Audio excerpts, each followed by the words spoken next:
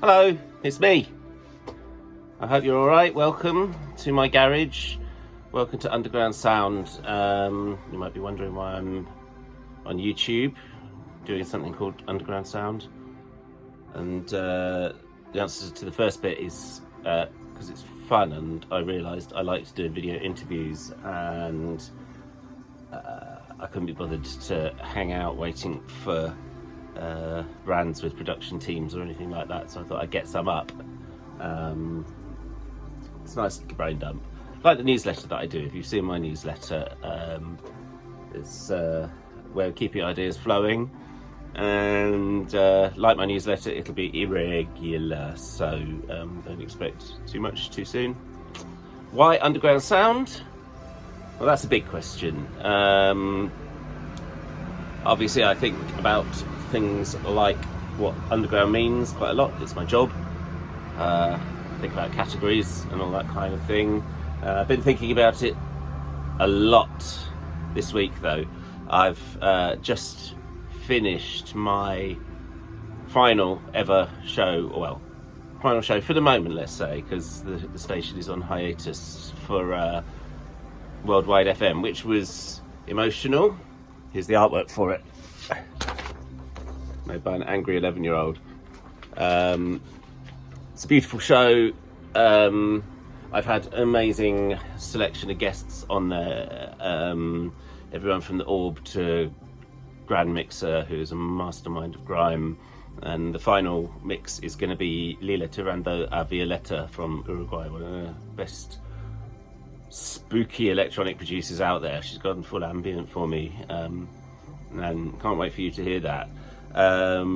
But for my first hour in it, I did mix of favourites. I just instinctively grabbed for old favourite tunes, and so it's got everything from Richard Wagner and Gil Evans to weird post R&B auto-tune stuff from Baltimore, and Mancunian techno dub, and all these kind of things. And it fits together because I've always tried to do the show in the spirit of the chill out room.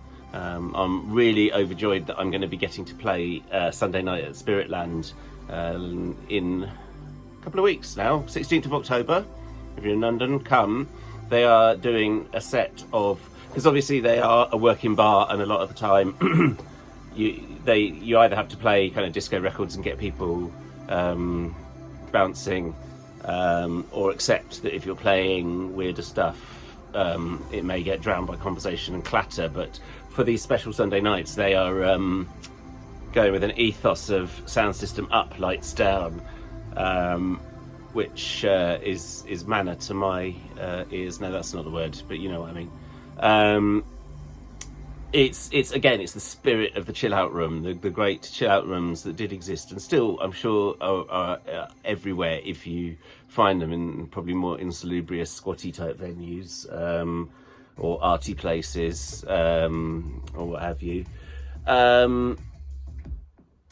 And yeah, for the ambient stuff that I do, there's never been any boundary between what is mainstream culture. Like for example, this latest show has a chill out room classic in it, which is Mixmaster Morris's remix of Cold Cut, Autumn Leaves, which is, in some senses, as avant-garde and ambient as you can possibly get. In others, it's an old jazz classic. It's the Balearic thing of it honestly doesn't matter how mainstream or otherwise it is. I've also just done a playlist on Spotify for the Sound of Life website of alt pop. I'll start doing finger quotes in a bit. I'll start doing finger brackets like this, brackets. Alt pop, inspired by the fact that Hot Chip and Sylvan Esso have albums out, and I just went down a rabbit hole of what counts as alt pop and what are the different threads in it, and all the influences for R&B and hyper pop and all of these sort of things. So lovely playlist. I hope you'll take a listen to that as well. And also I just did a a history of For Hero, the gods of jungle, but also UK hip hop and broken beat and deep house and hip hop and a million other things besides. And in certain regards, they're the definition of an underground act, fiercely independent, self-released, part of, without question. If jungle wasn't an underground scene, I don't know what was. And yet, these are people, they want their music to be heard. It's not like being hidden. It's not difficult music in a lot of cases either. So much of their stuff is soul. It's songs, it's smooth grooves. It comes from, their deep roots are in a British tradition of rare groove and really embracing soul, which includes super commercial influences, going back to like 70s psychedelic soul, and thinking about, are they underground, are they not underground, because there's plenty of pop influence, there's plenty of pop ambition, they're grand in their scope when they want to be, they want big studios and all of that kind of thing. And it took me back to a time when I went to an experimental music conference many years ago, probably 1995 or so, up in Leeds. I think it was called Future Sonic, something like that. Anyway, there was a discussion about what is underground. I did the quotes again, I'm sorry. Can I do an air asterisk to remind myself not to, or something? What is underground was the discussion, and there was all sorts of very heartfelt people going, it's to do with uncompromisingness, or it's to do with certain music only works with a certain small attentive crowd or whatever. And someone stood up and went, what do you think John Coltrane would have thought of being underground? Because of course John Coltrane, one of the truly greatest innovators of the past 100 years, a mighty musician, endlessly influential through to this day. His visions were galactic, universal in scope. He wanted his music to reach everyone because he believed he had something to say, and he did reach big audiences, even though he is, in every possible meaningful sense of the word, the avant-garde. So all of this just reminded me of the fact that when I see people getting their undies knotted about whether things are pop or not pop, or innovative or not innovative, or whenever there's a binary, something's gone wrong. And usually it means that someone is trying to stake out some space. Someone is actually just trying to reduce the necessary assessments of a piece of musical culture to a yes-no question, so that you can spend all this tedious time, this kind of pub conversation time, breaking everything into an is it or isn't it. Is it pop or is it underground? Is it future? Are you a poptimist or are you a anti-pop person? Whatever the opposite of a poptimist is, I don't know. I try to steer clear of these debates because they're always on a hiding to nothing. Even amongst the most intelligent and well-informed people, they're on a hiding to nothing. And they always, whenever you find a binary is being built like that, it's a distraction from, instead of the question of the question, is it X or is it Y, is a distraction from the question of, it's a much more important question of what is it. And we can spend so much more time like breaking things apart, seeing what all the multiple connections are, seeing where they fit, seeing how something's effects are in the real world.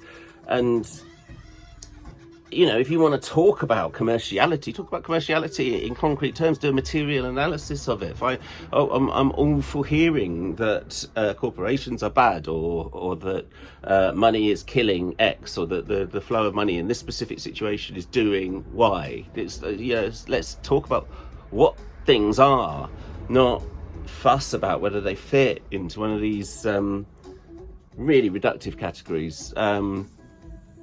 Anyway, that's a kind of, I'm not one for manifestos on the whole, but if there's a manifesto for what I'm doing at the moment and for this channel, it is that underground, to me anyway, means like the hidden flows, the hidden connections, the hidden influences that go through everything, including the pop charts, including the cheesiest music. You know, the personnel that play on records, you'll always find like 1 degree of separation from the cheesiest to the most profound or the most transgressive or the weirdest. So underground for me is that it is not an opposite to pop, and it is not an opposite to accessible. All the times that I've been in the most underground situations, they have been pleasurable. There is such a thing as experimental music in terms of very conscious, we're going to try this and see what happens with it in the scientific sense. You know, Holly Herndon or my old flatmate Matt E. King, who's a professor of computer music at Goldsmiths now, you know, they are genuinely doing experiments. But other music is experimental too. Every musician is experimenting to see whether something works, even if it is only to experiment whether you can make another good donk tune. You know, you are still experimenting. So these categories, well useful, get boring after a while. So let's not get bored. I've gone for more than 10 minutes now.